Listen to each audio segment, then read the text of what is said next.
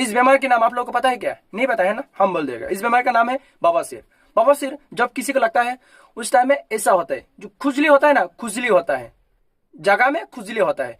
शर्मिंदगी की बात है, इन दरिंदों जैसी लड़की के पास जब मुस्लिम आदमी जाता है, मर्द या औरत जाता है, तब ऐसा खुजली होता है, बवासीर जैसा खुजली होता है। खुजली मिटाने के लिए मुस्लिम के पास जाता है।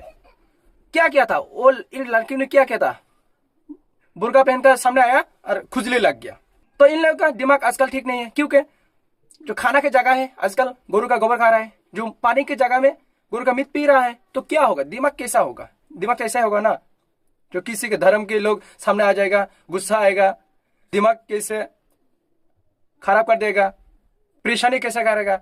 इन लोगों का दिमाग आजकल ऐसा हो गया। तो मुस्लिम आदमी तो ऐसा नहीं है कि मुस्लिम आदमी अल्लाह से डरता है, जो पाप होता है पाप से डरता है। तेरा जैसी दरिंदो लड़की जैसा मुस्लिम औरत नहीं है। लोग जब सामने आता है हिलने के लगेगा। कभी कभी लगता है जब आने वाला दिन आएगा, ऐसा लगता है पूरा नंगा होकर रास्ता में इन दरिंदों जैसी लड़की घूमेगा। तो जितना हो सके इस वीडियो को शेयर कर दीजिए।